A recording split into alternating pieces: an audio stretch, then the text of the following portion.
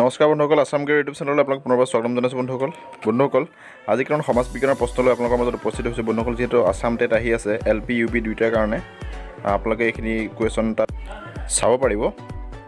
আৰু বন্ধুসকল সকলোলৈকে কাতি বিহুৰ শুভেচ্ছা থাকিলে। সকলোখিনিয়ে পৰীক্ষাৰ কাৰণে নিশ্চয় প্ৰিপেয়াৰ হৈছে বন্ধুসকল। এই কুৱেশ্যনখিনি আপোনালোকে যিকোনো কম্পিটিটিভ এক্সামত এইখিনি আহি থাকে ফ্ৰিকুৱেণ্টলি আস্ক কুৱেশ্যনটো বন্ধুসকল। আহক আজি ভিডিঅ'টো ষ্টাৰ্ট কৰোঁ। ভিডিঅ'টো ভাল লাগিলে এটা লাইক কৰিব আৰু কমেণ্ট কৰি জনাব আৰু চেনেল ছাবস্ক্ৰাইব কৰিবলৈ নাপাহৰিব।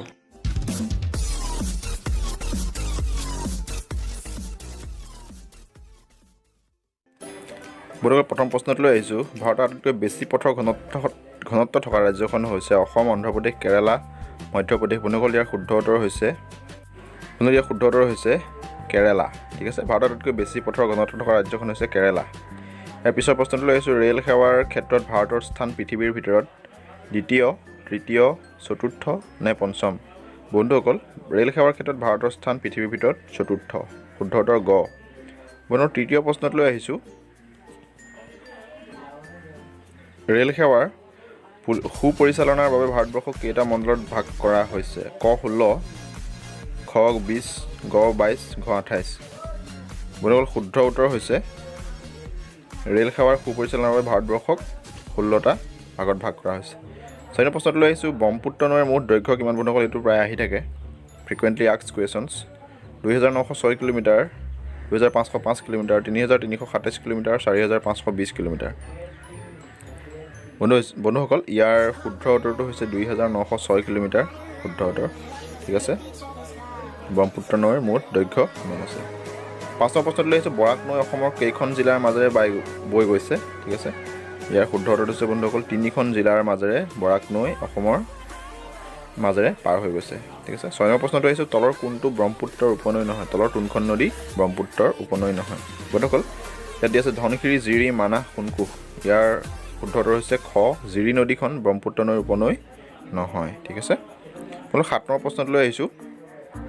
তলৰ কোনটো আৰু কোনখন বৰাক নৈৰ উপনৈ? ঠিক আছে, ইয়াত দিয়া আছে সুৰমা, কাটাখাল, মেঘনা, ওপৰৰ আটাইকেইটা। ঠিক আছে, ইয়াৰ শুদ্ধ উত্তৰ হ'ব ওপৰৰ আটাইকেইখন নদী বৰাক নৈৰ উপনৈ। ঠিক আছে, ইয়াৰ শুদ্ধ উত্তৰ। 8 নম্বৰ প্ৰশ্নটো লৈ আহিছোঁ। ভাৰতৰ দীৰ্ঘতম ৰাষ্ট্ৰীয় ঘাইপথটো হ'ল 1 নং ৰাষ্ট্ৰীয় ঘাইপথ, 2 নং ৰাষ্ট্ৰীয় ঘাইপথ, 7 নং ৰাষ্ট্ৰীয় ঘাইপথ, 44 নং ৰাষ্ট্ৰীয় ঘাইপথ। ইয়াৰ আগত আছিলে 7 নং ৰাষ্ট্ৰীয় ঘাইপথ, কিন্তু এতিয়া ইয়াৰ শুদ্ধ উত্তৰ হ'ব 44 নং ৰাষ্ট্ৰীয় ঘাইপথ। লেটেষ্ট আপডেটেড এইটো 44 নং ৰাষ্ট্ৰীয় ঘাইপথটো ইয়াৰ শুদ্ধ উত্তৰ হয়। ভাৰতৰ দীৰ্ঘতম ৰাষ্ট্ৰীয় ঘাইপথ, national highway of India, longest. ঠিক আছে। 9 নম্বৰ প্ৰশ্নটো হৈছে। ভাৰতত প্ৰথমে ৰেল চলিছিল 1835 চনত। 1835, 1935, 1853, 1872। ঠিক আছে, শুদ্ধ উত্তৰ হৈছে বন্ধুসকল 1853 চনত ভাৰতত প্ৰথমে ৰেলৰ আৰম্ভ হৈছিল। ঠিক আছে।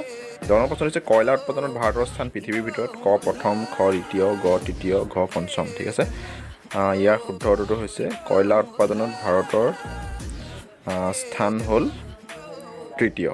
গ শুদ্ধ উত্তৰ। থাৰ্ড এনচাৰটো হৈছে ইয়াৰ শুদ্ধ উত্তৰ কয়লা উৎপাদনত ভাৰতৰ স্থান তৃতীয়। ঠিক আছে। বন্ধুসকল 11 নম্বৰ প্ৰশ্নটো লৈ আহিছোঁ। দিনটোত দুবাৰ সাগৰৰ পানীৰ উঠা নমা কৰাকে সাগৰীয় সোঁত বোলে, জোৱাৰ ভাটা বোলে, ঢৌ বোলে, বলয় বোলে।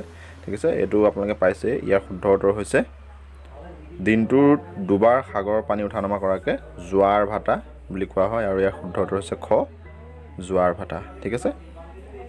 12 নম্বৰ প্ৰশ্নটো লৈ আহিছোঁ বন্ধুসকল। সাঁতুৰিব পৰা সাগৰীয় প্ৰাণীবোৰ হৈছে ক নেক্টন, খ বেন্থোছ, গ প্লেংকটন শ্ৰেণীৰ, ঘ নিচে। ঠিক আছে, ইয়াৰ শুদ্ধ উত্তৰ হৈছে সাঁতুৰিব পৰা সাগৰীয় প্ৰাণীবোৰক হৈছে নেক্টন বুলি কোৱা হয়। ঠিক আছে।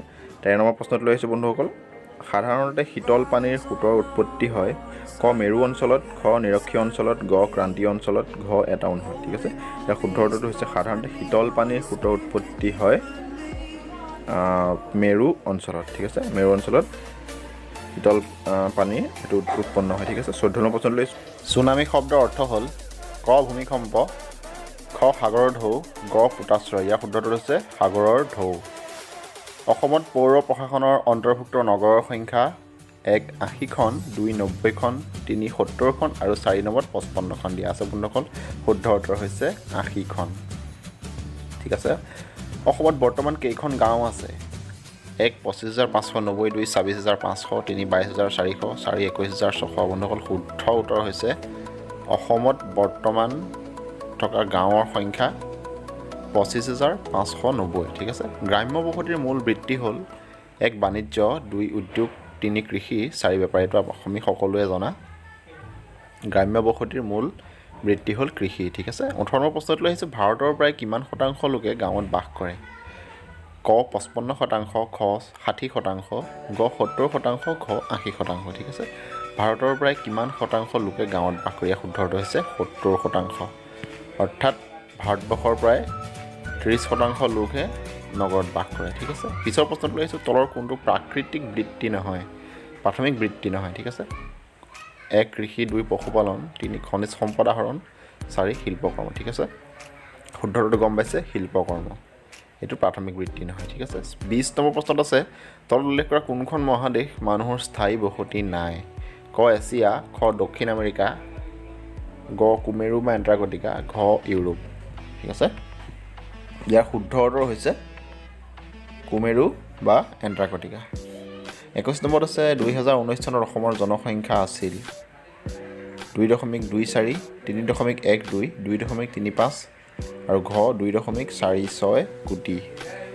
2011 চনৰ লোকপিয়ল অনুসৰি অসমৰ জনসংখ্যা আছিল 3.12 কোটি, 3.12 crore পিপলছ। ঠিক আছে। ইয়াৰ পিছৰ প্ৰশ্নলৈ আহিছোঁ কোনখন মহাদেশৰ জনসংখ্যা সৰ্বাধিক? 1 ইউৰোপ, 2 আফ্ৰিকা দিয়া আছে, 3 এছিয়া আৰু 4 অষ্ট্ৰেলিয়া। ঠিক আছে বন্ধুসকল ইয়াত শুদ্ধ উত্তৰ আপোনালোকে নিশ্চয় গম পাইছে এছিয়া মহাদেশৰ জনসংখ্যা সৰ্বাধিক। 23 নম্বৰত আছে কোনটো অঞ্চলত জনসংখ্যা আটাইতকৈ বেছি? 1 নিৰক্ষীয় অঞ্চল, 2 উত্তৰ মেৰু, 3 পূব এছিয়া, 4 আফ্ৰিকাৰ চাহাৰা মৰুভূমি। বন্ধুসকল ইয়াৰ শুদ্ধ উত্তৰ হৈছে পূব এছিয়া, ইষ্ট এছিয়া। ইয়াত জনসংখ্যাৰ আটাইতকৈ বেছি। ঠিক আছে। 24 নম্বৰত আছে অপৰম্পৰাগত শক্তিৰ উৎস হ'ল বতাহ শক্তি, সৌৰশক্তি, জলশক্তি, ওপৰৰ আটাইকেইটা। ঠিক আছে। অপৰম্পৰাগত শক্তিৰ উৎস হ'ল ওপৰৰ আটাইকেইটা। এইটো শুদ্ধ উত্তৰ। ঠিক আছে। বন্ধুসকল 25 নম্বৰলৈ আহিছোঁ। 25 নম্বৰত আছে 2011 চনৰ লোকপিয়ল অনুসৰি অসমত শিক্ষিতৰ হাৰ কিমান? ঠিক আছে।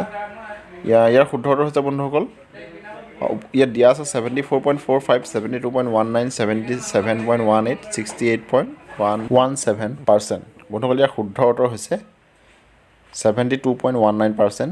এইটো 2011 চনৰ লোকপিয়ল অনুসৰি অসমত শিক্ষিতৰ হাৰ। ঠিক আছে। 72.19। এইটো প্ৰায় সঘনাই আহি থকা দেখা যায় বন্ধুসকল। এইটো ফ্ৰিকুৱেণ্টলি আস্ক কুৱেশ্যন। এইটো গতিকে ইম্পৰ্টেণ্ট মনত ৰাখিব। ঠিক আছে। এতিয়া 26 নম্বৰ প্ৰশ্নলৈ আহিছোঁ বন্ধুসকল 2011 চনৰ লোকপিয়ল অনুসৰি অসমৰ কোনখন জিলাৰ জনসংখ্যাৰ বৃদ্ধিৰ হাৰ সৰ্বাধিক? বৃদ্ধিৰ হাৰ সুধিছে। এইটো অকণমান ক্ৰিটিকেল দিয়া আছে। ঠিক আছে। ইয়াৰ বন্ধুসকল শুদ্ধ উত্তৰ হৈছে ধুবুৰী জিলাত। ঠিক আছে। আৰু 27 নম্বৰ প্ৰশ্নটো হৈছে গৰমপানীৰ অভয়াৰণ্য অসমৰ কোনখন জিলাত অৱস্থিত? ক গোলাঘাট, খ কাৰ্বি আংলং, গ মৰিগাঁও, ঘ কোকৰাঝাৰ। বন্ধুসকল ইয়াৰ শুদ্ধ উত্তৰ হৈছে খ কাৰ্বি আংলং। 28 নম্বৰত আছে 2011 চনৰ লোকপিয়ল অনুসৰি অসমৰ জনসংখ্যাৰ ঘনত্ব কিমান আছিল? 398 পাৰ স্কুৱেৰ মিটাৰ, 382, 498, 324 অনুসৰি অসমৰ জনসংখ্যাৰ ঘনত্ব বিচাৰিছে। ঠিক আছে বন্ধুসকল 2011 চনৰ লোকপিয়ল অনুসৰি। ঠিক আছে। ইয়াৰ শুদ্ধ উত্তৰ হ'ব বন্ধুসকল 398 পাৰ স্কুৱেৰ কিলোমিটাৰ। ঠিক আছে। 398 বৰ্গ কিলোমিটাৰ। ঠিক আছে ঘনত্ব। মই পিছৰ প্ৰশ্নটোলৈ আহিছোঁ অসমৰ মুঠ মাটিকালি কিমান? ক 78,538 কিলোমিটাৰ স্কুৱেৰ, খ 78,638 কিলোমিটাৰ স্কুৱেৰ, গ 78,438 কিলোমিটাৰ স্কুৱেৰ, 78,838 কিলোমিটাৰ স্কুৱেৰ। ঠিক আছে। অসমৰ মুঠ মাটিকালি কিমান? এইটো আমি সকলোৱে গম পাইছোঁ গ 78,438 বৰ্গ কিলোমিটাৰ। ঠিক আছে। 3 নম্বৰটো শুদ্ধ উত্তৰ। ঠিক আছে। আৰু এটা জানিবলগীয়া কথা বন্ধুসকল অসমে সৰ্বমুঠ ভাৰতবৰ্ষৰ 2.39% মাটিকালি আগুৰি আছে। 29 নম্বৰত দিছে দ্ৰাঘিমাংশ আৰু অক্ষাংশৰ ভিত্তিত প্ৰথমতে মানচিত্ৰ অংকন কৰিছিল কোনে? ইটোস্থেনিছ, টলেমি, কাৰ্ল ৰিটাৰে আৰু এৰিষ্টটল দিয়া আছে। ইয়াৰ ভিতৰত শুদ্ধ উত্তৰ হৈছে টলেমিয়ে। ঠিক আছে। দ্ৰাঘিমাংশ আৰু অক্ষাংশৰ ভিত্তিত প্ৰথমে মানচিত্ৰ কৰিছিল টলেমিয়ে। আটাইতকৈ প্ৰাচীন মানচিত্ৰ উদ্ধাৰ হৈছে মিছৰত, মেছ'পটেমিয়াত, চীনত, ভাৰতত। ঠিক আছে। আটাইতকৈ প্ৰাচীন মানচিত্ৰ উদ্ধাৰ কৰা হৈছে খ মেছ'পটেমিয়াত। ঠিক আছে বন্ধুসকল আমাৰ ভিডিঅ'টো চোৱাৰ বাবে ধন্যবাদ বন্ধুসকল। পুনৰ আহি থকা ভিডিঅ'ত লগ পাম। আজিলৈ আহোঁ, ধন্যবাদ।